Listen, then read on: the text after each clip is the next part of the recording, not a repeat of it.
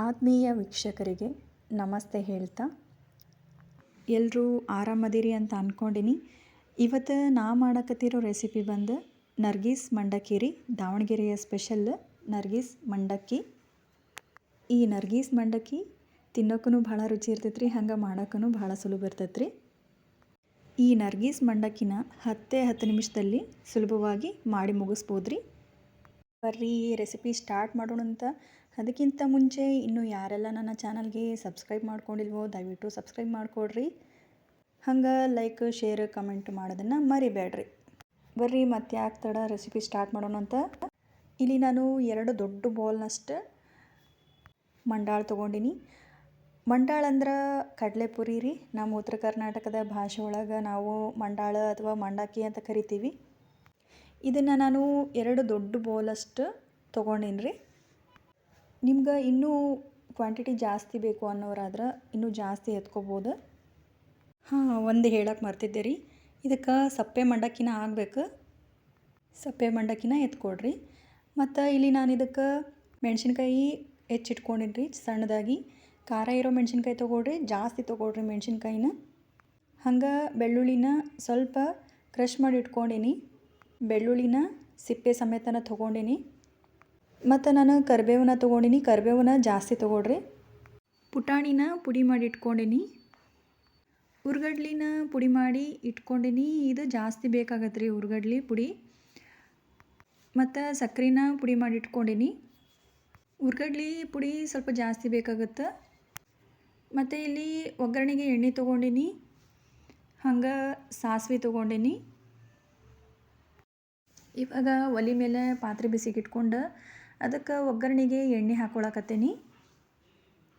ಇನ್ನೊಂದು ಹೇಳೋದು ಮರ್ತಿದ್ನ, ಏನಂದ್ರೆ ಎಣ್ಣೆ ಜಾಸ್ತಿ ತೊಗೋಬೇಕ್ರಿ ಇದಕ್ಕೆ. ಇವಾಗ ಒಗ್ಗರಣೆಗೆ ಸಾಸಿವೆ ಹಾಕ್ಕೊಂಡಿನಿ. ಈಗೇನೈತಿ ಹೆಚ್ಚಿರೋ ಮೆಣಸಿನ್ಕಾಯಿ ಹಾಕ್ಕೊಳಕತ್ತೀನಿ. ಖಾರ ಜಾಸ್ತಿ ಬೇಕನ್ನೋರು ಮೆಣಸಿನ್ಕಾಯಿ ಭಾಳ ತೊಗೊಳ್ರಿ. ಖಾರ ಇರೋ ಮೆಣಸಿನ್ಕಾಯಿನ ತೊಗೊಳ್ರ. ಮತ್ತು ಇದನ್ನು ಚಲೋತ್ನಾಗ ಫ್ರೈ ಮಾಡೋಣಂತ. ನೋಡಿರಿ ಈ ರೀತಿ ಚಲೋತ್ನಾಗ ಫ್ರೈ ಆಗ್ಬೇಕಿದೆ. ಮೆಣಸಿನ್ಕಾಯಿ ಎಲ್ಲ ಕ್ರಿಸ್ಪಿ ಆಗಿರ್ಬೇಕ್ರಿ, ಅಲ್ಲಿವರೆಗೂ ಫ್ರೈ ಮಾಡ್ಕೋಬೇಕ್ರಿ ಇದನ್ನು. ಮೆಣಸಿನ್ಕಾಯಿ ಎಲ್ಲ ಚಲೋತ್ನಾಗ ಕ್ರಿಸ್ಪಿಯಾಗಿ ಫ್ರೈ ಆಗ್ಯಾವ. ಇವಾಗ ಏನೈತಿ ಕರಿಬೇವು ಹಾಕ್ಕೊಳಕತ್ತೆ ನಾನು ಇದಕ್ಕೆ. ನೀವು ಕರಿಬೇವನ್ನ ಜಾಸ್ತಿ ತೊಗೋಬೋದ್ರಿ. ಎಷ್ಟು ಕರಿಬೇವು ಹಾಕೋತಿರೋ ಅಷ್ಟು ಚಲೋ ಇರ್ತೈತಿ. ಜಾಸ್ತಿ ಹಾಕ್ಕೊಡ್ರಿ ಕರಿಬೇವನ್ನ. ಇವಾಗ ಏನೈತಿ ಕರಿಬೇವನು ಫ್ರೈ ಮಾಡ್ಕೊಳ್ಳೋಣ ಅಂತ. ಕರಿಬೇವು ಫ್ರೈ ಆಗೈತಿ. ಈಗೇನೈತಿ ಜಜ್ಜಿರೋ ಬೆಳ್ಳುಳ್ಳಿ ಐತಲ್ಲ, ಇದನ್ನು ಹಾಕ್ಕೊಳಕತ್ತೇನೆ ರೀ. ಇದು ಕ್ರಿಸ್ಪಿಯಾಗಿ ಇದೂ ಫ್ರೈ ಆಗ್ಬೇಕ್ರಿ. ಬೆಳ್ಳುಳ್ಳಿನೂ ಫ್ರೈ ಆಗಬೇಕು. ಇದೆಲ್ಲದನ್ನು ಚಲೋತ್ನಾಗ ಫ್ರೈ ಮಾಡ್ಕೊಂಬರೋಣಂತ. ಇದೆಲ್ಲದೂ ಫ್ರೈ ಆಗೋಕೆ ಭಾಳ ಹೊತ್ತೇನು ಹಿಡಿಯಂಗಿಲ್ಲ ರೀ.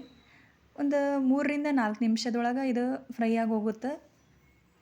ನಾನು ಇದನ್ನು ಲೋ ಫ್ಲೇಮ್ ಒಳಗೆ ಫ್ರೈ ಮಾಡ್ಕೊಳಕತ್ತೀನಿ. ನೋಡಿರಿ ಬೆಳ್ಳುಳ್ಳಿ ಎಲ್ಲ ಹಿಂಗೆ ಫ್ರೈ ಆಗ್ಯಾವ. ಇವಾಗ ಏನೈತಿ ನಾನು ಇದಕ್ಕೆ ರುಚಿಗೆ ತಕ್ಕಷ್ಟು ಉಪ್ಪು, ಹಂಗೆ ಸ್ವಲ್ಪ ಅರಿಶಿನ ಹಾಕ್ಕೊಳಕತ್ತೀನಿ.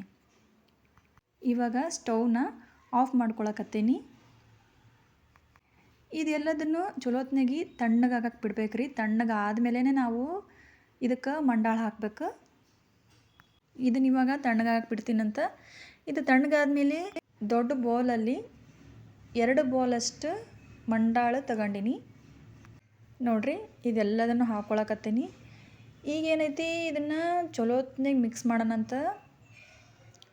ಉಪ್ಪು ಅರಿಶಿನ ಹಾಕಿದ್ವಲ್ಲ, ಇದೆಲ್ಲದನ್ನು ಚಲೋತ್ನಾಗ ಮಿಕ್ಸ್ ಆಗ್ಬೇಕ್ರಿ ಇದಕ್ಕೆ ಮಂಡಾಳಿಗೆ.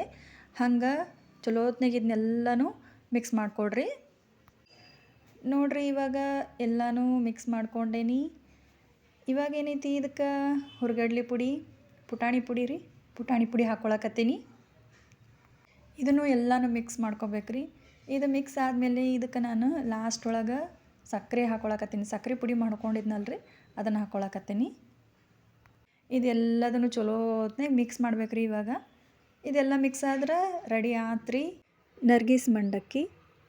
ಇದು ದಾವಣಗೆರೆ ಸ್ಪೆಷಲ್ ನರ್ಗೀಸ್ ಮಂಡಕ್ಕಿ ರೀ.